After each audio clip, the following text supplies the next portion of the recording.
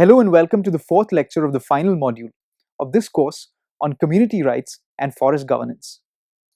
Previously in this course, we have mentioned the impact of the private sector on forests and forest dwellers. So when we say the private sector and its role in forest management in this country or forest use in this country, we need to understand there are sort of two faces to the private sector. There are the individual forest contractors, and then there is the corporate sector in some sense. Both have played a role, a very significant role, primarily a destructive role, unfortunately. The private contractors were engaged in timber felling, for example. The forest department would hand over the timber felling contract to them, and they would often very rapaciously then fell timber because they just had to go in, extract as much as they could and get out. Or non-timber forest products like Tindupatta, the leaf of Diosporus melanoxylon, used in bidi making, a very valuable non-timber forest product in central India. Individual contractors who essentially trade in Tindupatta between collecting it, organizing the collection of Tindupatta in the forest and selling it to the bidi maker. They have made millions from, or many hundreds of millions from this Tindupatta trade. And the forest departments have essentially subcontracted the work to them by allowing them to then organize the extraction, organize the processing and final sale of this whole thing in return for their paying a royalty to the forest department. And in fact, Tindupatta contractors are extremely powerful individuals in eastern Maharashtra, entirely in Madhya Pradesh, Chhattisgarh and so on. And many of them have become MLAs, they have become ministers, even central ministers. So you can see the power of being a forest-based individual contractor in some sense can take you places in the political economy of India. On the other side, you also have the corporate sector. Initially, these were mostly nationally owned companies. So state-owned enterprises were given leases for forest plywood making or timber extraction and so on and so forth, bamboo extraction in a big way. Again, it was forests were seen as a source of industrial raw material.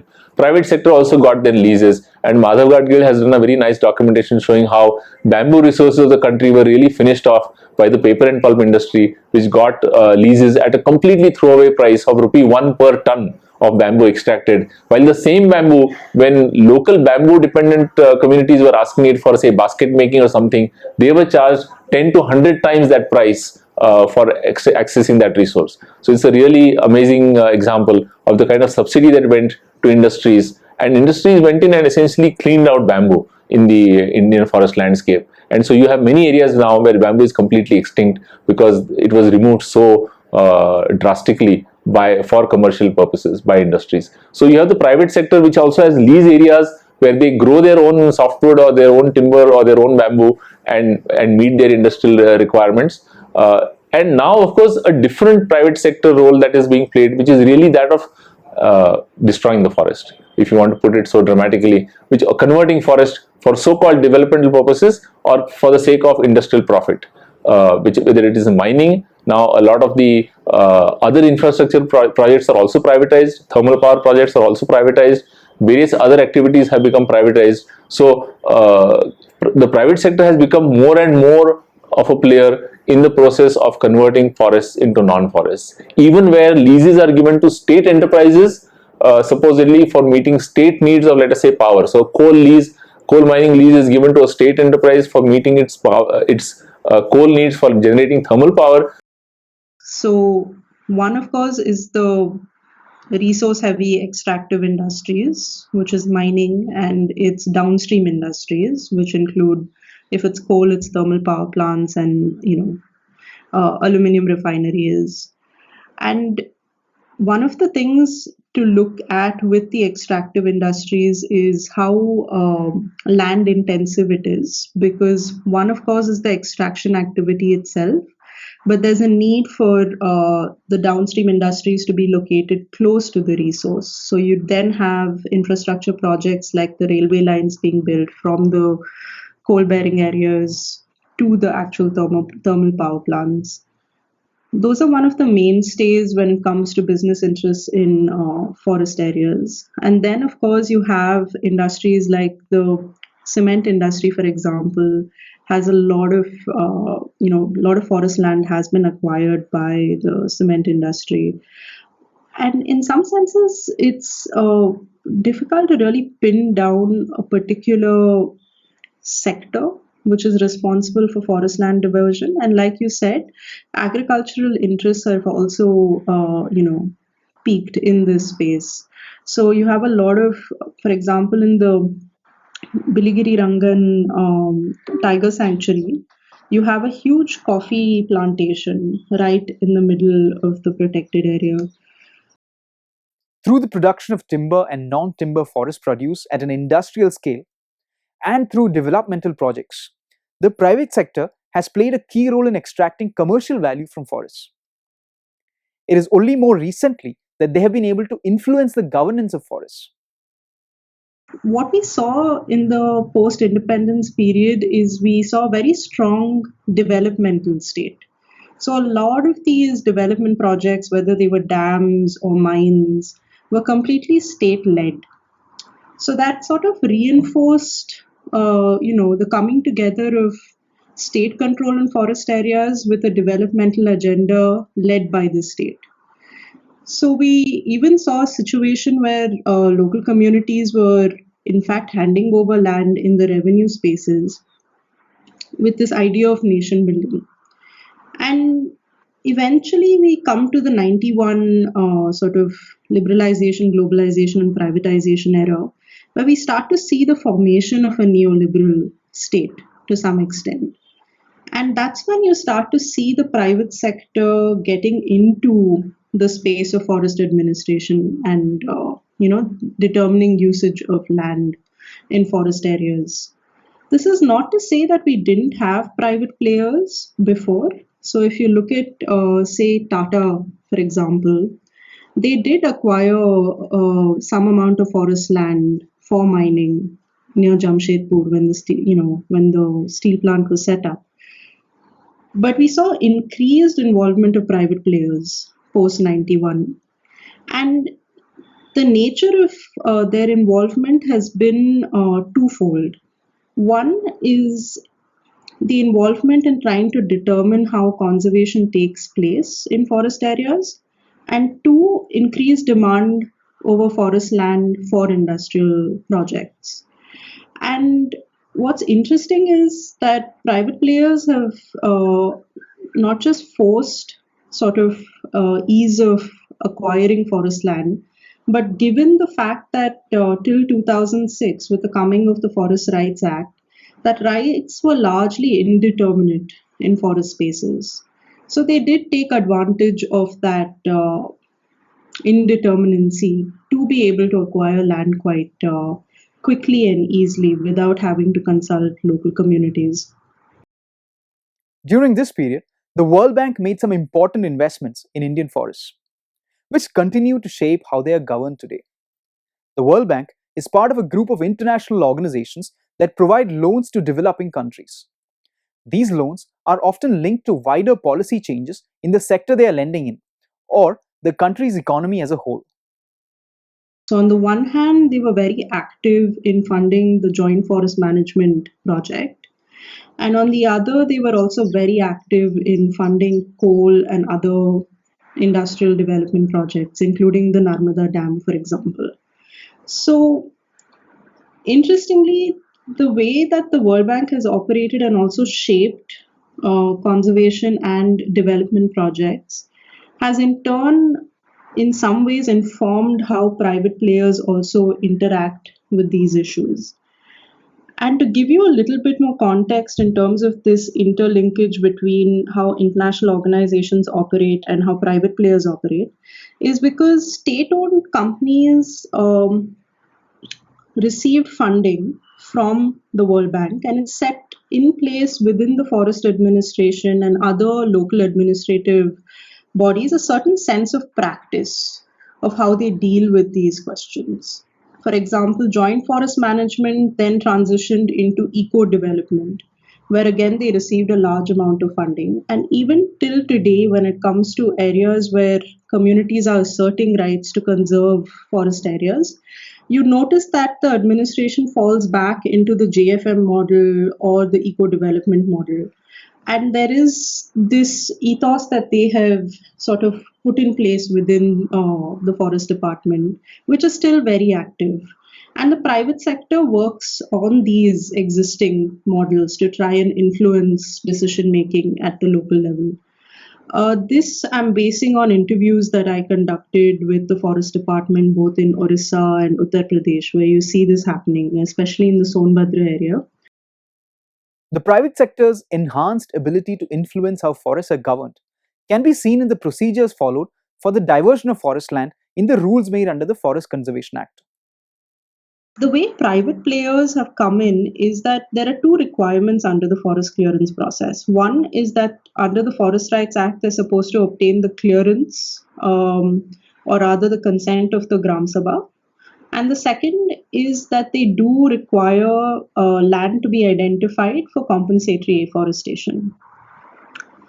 And a lot of this is dependent on the forest department, particularly in identifying the land and conducting the compensatory afforestation activities. So, usually the private players just deposit the money with the forest department. But what's increasingly been happening is also the private players are reaching a stage where they are also getting involved in the plantation activities because they felt that the forest department was slightly inefficient in trying to obtain land and identify uh, either forested land or degraded forest land where they have to identify twice the amount. So they thought that why not just bypass the forest department and get involved into these activities directly. The private sector is also playing a more prominent role in compensatory afforestation, which, as you know, is a mandatory part of the procedure for diversion of forest land for a non-forest purpose, under the rules made under the Forest Conservation Act. Now, following an amendment to the Companies Act in 2014, companies with a net worth of rupees 500 crore or more, or an annual turnover of rupees 1000 crore or more, or a net profit of rupees 5 crore or more, need to spend 2% of their average net profits of 3 years on corporate social responsibility. To comply with this requirement, some businesses have chosen to participate in compensatory afforestation and other conservation related activities. And sometimes in encounters with employees from the corporate social responsibility teams, for example, with some of the mining companies that I've interviewed, what you often hear is that both compensatory afforestation and acquisition of land or assisting the forest department in conservation is seen as a CSR activity and is seen as something that you know literally cancels out some of the environmental damage that the projects are actually doing. And so you see a shift from the culture of compliance, whether it is pollution related laws or even acquisition of land or diversion of forest land, to one where it's sort of an offset, saying these are externalities that are bound to happen, but hold on, this is how we're making sure that we make up for it. Now, that's a larger debate of whether that's an approach that's actually going to work in the long run or not. But just to say that private players are completely embedded in both the networks that determine decision making on conservation as well as the diversion of forest land through the forest clearance process. The rights of forest dwelling communities under the Forest Rights Act, especially their right to live in forests, their ownership rights over minor forest produce, and their powers to protect wildlife, forests, and biodiversity, have conflicted with several models for using forests. As you know, these include the models of wildlife conservation that require the creation of inviolate spaces within forests, the models for managing forests for timber and forest produce that place forest land under the state's control, and the models of economic development that require forest land to be made available for development projects. So far in this course, we have explored the various governance mechanisms that communities can use to participate in the governance of forests and protect and advance their interests in such conflicts. Where a private corporation's interests are also involved in conflicts over how land is used, we can also consider an additional set of tools. But let us first go through how some of the options that we have already considered may be useful in the context of corporations as well. So prior to the Forest Rights Act of 2006, the tools that were available were largely constitutional law and the categorization of areas as scheduled areas. So, in understanding these tools that were available, I think what would be useful is if we look at the Narmada case and the Samta judgment. So, in the Narmada case, what was interesting is that it did use domestic law quite creatively.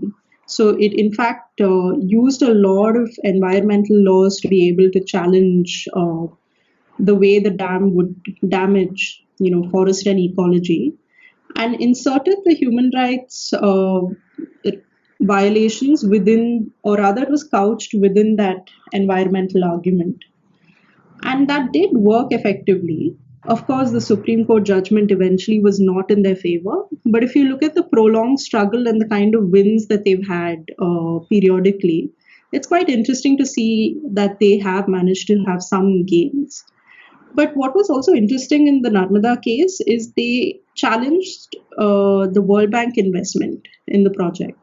So some of the strategies that they used was, in fact, to directly approach the World Bank and call them out on the kind of project they've invested in and the vast number of human rights violations as well as environmental issues that came along with it.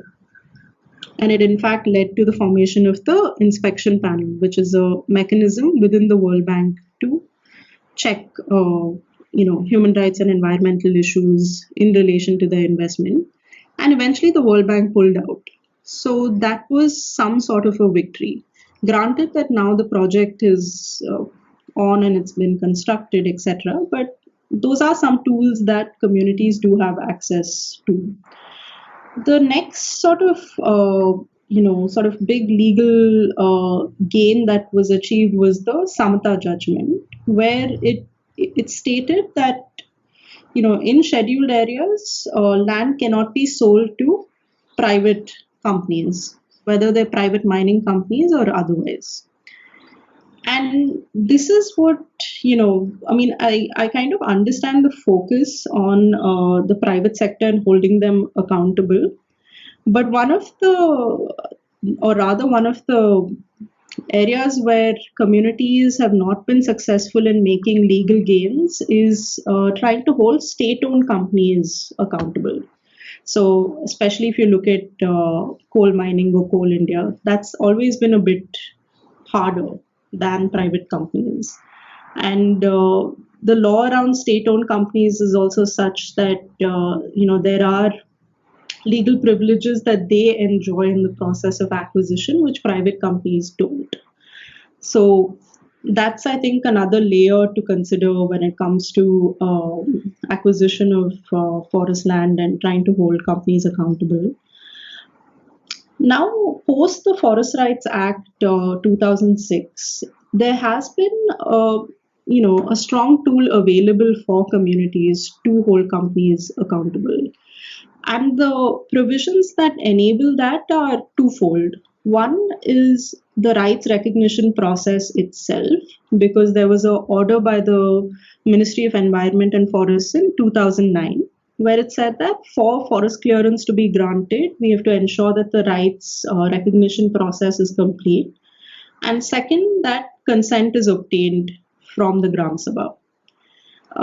So those are two really strong tools that the community can use to resist against companies. And in some senses, if land does get acquired without obtaining consent, it can be challenged before the courts. But the other issue with this is sort of just going a stretch further and trying to problematize some of these tools, which is to say that with the consent process, the bureaucracy has a huge role. So essentially, what the forest clearance documents, that they required for forest clearance is a certificate by the district collector, where he says that consent has been obtained. And this is where we see that, a lot of, there was an article by Chitrangada Chaudhary, for example, on the Kionjar takeover in Orissa, where fake Gram Sabha letters were produced, and the district collector sent a certificate saying that consent has been obtained. So, as much as we do have these tools available, there are certain challenges that one has to deal with at the domestic level. Let's now explore some of the other tools that are available specifically to hold the private sector accountable. So, in addition to the Forest Rights Act, land rights, rules and policies around protection of scheduled tribes and forest dwellers, there are some specific guidelines and policies with regards to business and their accountability. From 2011, India has something called the National Voluntary Guidelines for Social, Environment and Economic Responsibilities of Business.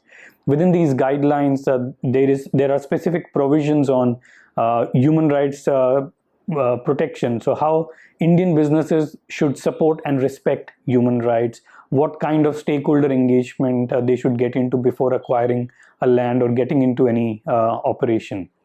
These guidelines have been in place for quite some time, and very recently in 2011 the Ministry of Corporate Affairs updated these guidelines, and now these are called National Guidelines for Responsible Business Conduct. As the name suggests, these are no longer voluntary, and in fact since 2012 the top 100 Indian companies listed on stock exchanges have to compulsorily publish disclosures based on the NVGs. These have then been expanded to about 500 listed companies. So we have a large base of Indian companies who are reporting on what are their responsibilities, duties, what actions they have taken with respect to social and environment accountability. And that's a very important framework from the Indian context and how we should look at responsibility and accountability of Indian businesses. Globally, there has been a trend of something called business and human rights, the UN guiding principles for business and human rights, which were put together in year 2011. A lot of countries around the world have already developed a national action plan on business and human rights. India has just published a zero draft on the national action plan, and over the next couple of years, India is also going to have a national action plan. The UN guiding principles have these three-pillar framework, which looks at the state duty to protect human rights, corporate duty to respect human rights, and access to remedy. This is a very important framework to look at the responsibilities of businesses in respect of human rights. It's not about creating a new law or legislation, but having a framework to hold businesses accountable on some of the existing human rights law. That's going to be very, very important in the Indian context and in the context of community-company conflicts. There are also processes where there are some binding treaties being developed and negotiated, where it will be legally binding for companies to respect human rights, and in cases where they violate, there will be legal action taken on these companies. Those are some of the areas globally and in India that are particularly important to note from a lens of business accountability. So to hold a business or a company accountable when there is a doubt that a company is not fulfilling its obligations and responsibility towards the community, the first and the foremost step is to see what kind of commitments does the company have. And if you look at any of the business responsibility reporting disclosures that Indian companies are publishing, one will find that many of these companies, and especially companies in the mining and other industries, talk about stakeholder engagement, talk about engaging with communities and getting a community consent. It's important to therefore see what kind of public information is available as commitments from companies, what kind of policies do they have when they get into acquiring land. It's also then important to see whether those policies are being implemented on the ground and is there a gap. Most often what we have seen is these policies are not necessarily implemented or not implemented the way it's intended to be. And those are the gaps that become important tools for civil society and communities to use and hold those businesses accountable. One of the important aspects of business accountability is who has the highest leverage on businesses. And there have been examples from Odisha and other parts of the country where there have been conflict where businesses did not do their job in getting community consent, started acquiring land and got into a conflict. And these projects, some of the biggest projects, were obviously funded by national and international investors. The regulations for transparency and accountability in some of the foreign or in countries where these investors come from are much more stringent.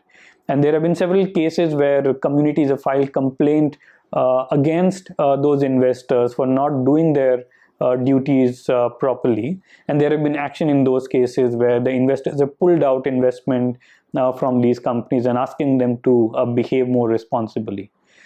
OECD has a grievance mechanism where communities or affected communities can file a complaint and seek grievance. OECD national contact points can take action and demand companies or their investors to take action.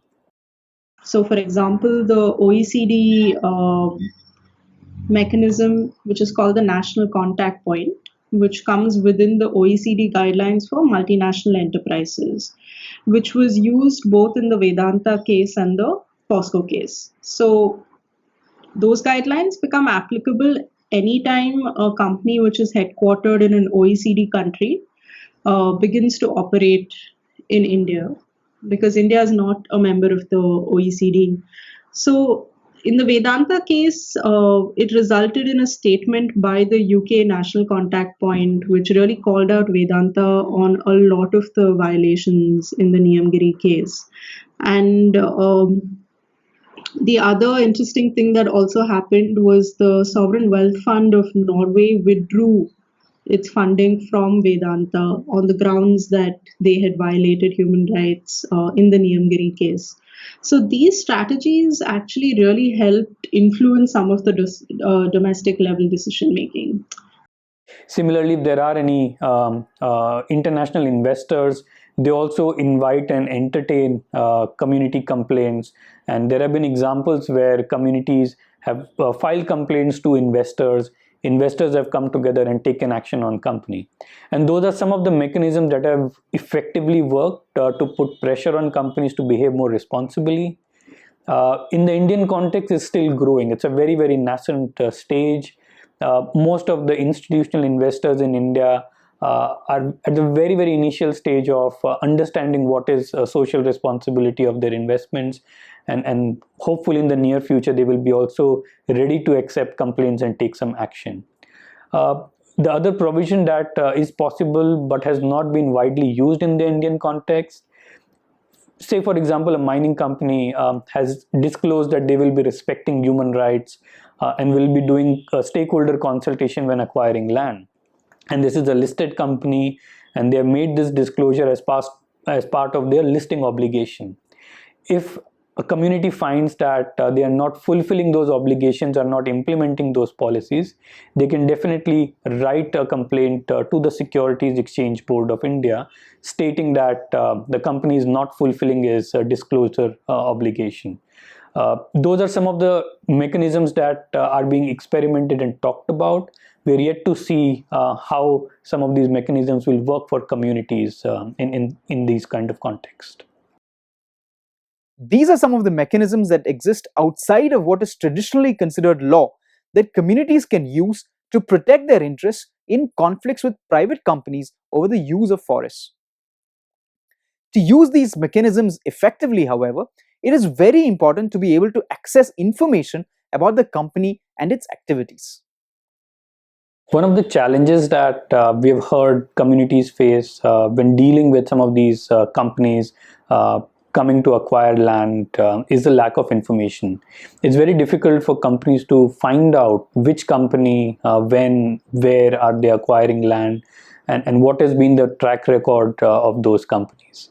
One of the best sources of information is, of course, scanning the media and figuring out, are there any corporate announcements of starting a new project? If the company is one of the top 500 listed companies, they will have all their policies and disclosures published as part of the Business Responsibility Report, or BRR, which is easily available on the company's website as part of their annual report. And that's a good entry point to figure out what are the policies of a company with regards to land acquisition and human rights and stakeholder engagement. Most companies will then also publish or refer to their exact policy.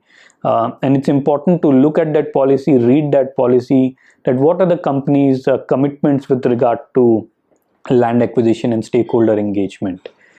I think one of the biggest sources of information when it comes to private companies has been the annual reports. And another creative strategy that communities elsewhere have also used is to purchase some shares within the company and to be able to access some of the annual general meetings, which I think was a strategy that they used in the Niyamgiri struggle as well. So those are some sort of strategies that one can use. But apart from that, I think it's to engage with researchers and organizations that are really good at what they call following the money. What can we do to hold banks and financial institutions accountable for the investments that they make? So what can we do in this situation? I mean, first of all, we say that finance and economy is too dear for us to kind of leave it to just experts and economists. We need to kind of get involved into monitoring and asking questions. India has a long tradition of having very strong people's movements and civil society work on a lot of things, whether it's labor, gender, child rights, Dalit rights, minority rights, human rights. Whatever you talk about, India always had a very strong civil society involved in it, people's movement and civil society. When it comes to finance, we do not kind of see such kind of a history. There are individual struggles like one in Narmada or Maheshwar or recently Vedanta, POSCO. Some of those individual projects and campaigns did take up finance as a key thing, but not like across struggles, across projects. We need to kind of change that narrative because finance is key for everything that is kind of getting implemented on the ground. All those big announcements, which is done by the Prime Minister or somebody or the other, some ministers or the other, will get implemented only if there is finance. And in that, around 90% of that money is coming from Indian institutions, whether it's commercial banks or non-banking financial companies like IDFC or ILNFS or any of those things. It's coming through them, and hence it's very important for us to kind of get involved in it. What are the ways in which you can kind of do it? The representative of SBI for us is the local branch out there, right? I mean, it's not always feasible for us to reach out to the headquarters of the SBA always. We can start asking the local branch manager about these things to begin with. It's not that they are not concerned about it. It's the money that they collect from us is being used by the headquarters, by the directors to kind of learn. So we can kind of start engaging with the local bank, asking these questions, asking explanations, and asking questions like, where is this money going? Where is my money being invested? I need more detail. More details. Taking it forward, if you can write to RBI and Finance Ministry, we need to kind of write to them. For example, there is a campaign against the bank charges, which is already going. Hundreds of people are writing to the RBI governor saying that this is unjust and this needs to be withdrawn. So if you are able to kind of send an email, you can do that. You're able to kind of send a postcard, you can do that. If you are holding any programs in Bombay or Delhi or in metropolitan cities, wherever RBI has a kind of office, you can go and engage with them, seek an appointment and express your concerns to them. If you are having enough people to hold demonstrations in front of the bank, asking for details and more accountability and more transparency in their business and transactions, we should be kind of, doing that. Or the other strategy is to really figure out where the kind of state actors who might be embedded in trying to push for that private company to come in, and to see whether there are some RTI applications that can be filed there.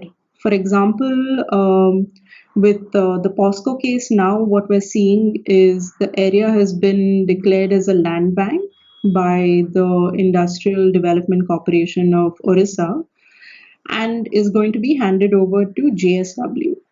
So you do know that there is a parastatal agency involved. So is there a way in which you can file RTIs to obtain more information about the private company is another way to do it.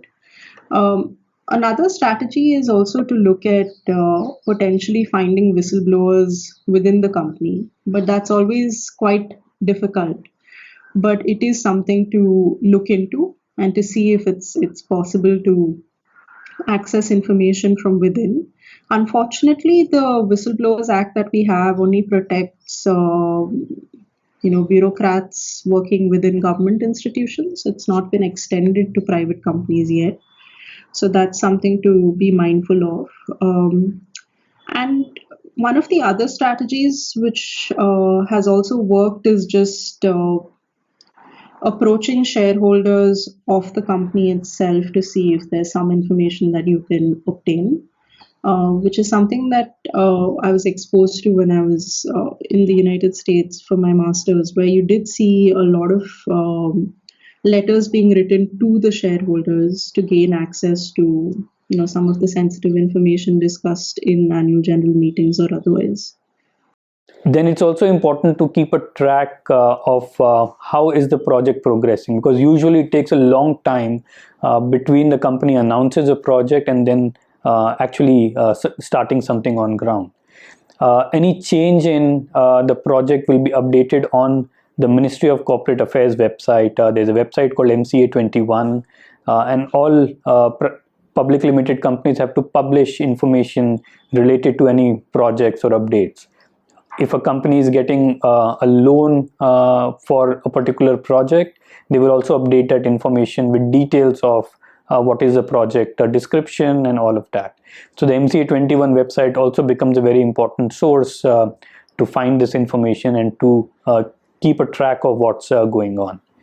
In addition to this, companies also keep updating investors, and if it's a large company, it will be publishing notes of the investor analyst call, where they will be talking to the investors and representatives of shareholders on what has been the progress on key projects. And that's when they specify more information about the project, which is generally not available for the community.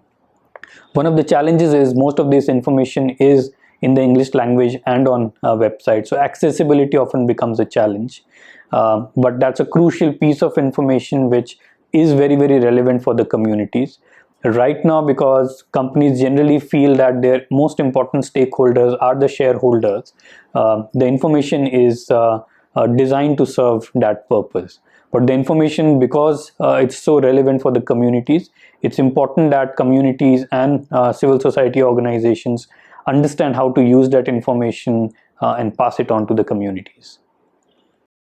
Later in this course, you will learn why it is important to build your argument carefully on a foundation of credible evidence.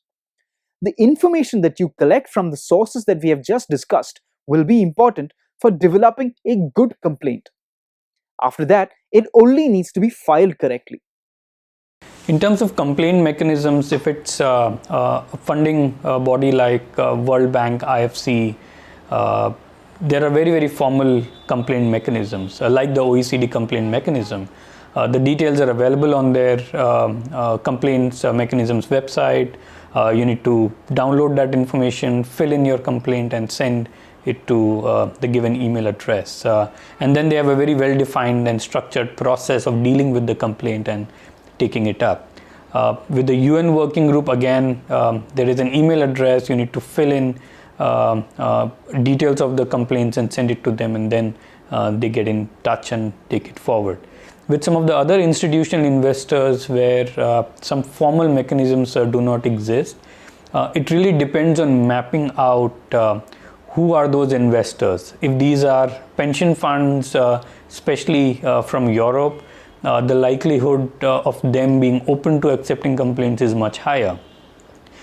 if these are other institutional investors who may not have a commitment to environment and social issues, but because they are part of a OECD country, you can actually file a complaint against the investors as part of the OECD complaint mechanism, and then sort of bringing them or holding them accountable for not doing due diligence or proper investigation. Internationally, communities have used mechanisms such as the OECD contact point and the UN Working Group to defend their rights against companies acquiring forests. While conflicts continue unresolved in several of these cases, the use of these mechanisms signals to other companies in these sectors about the risks associated with entering into forest areas and to investors about the kind of due diligence they need to do to make sure that their investments are safe. Thank you for watching.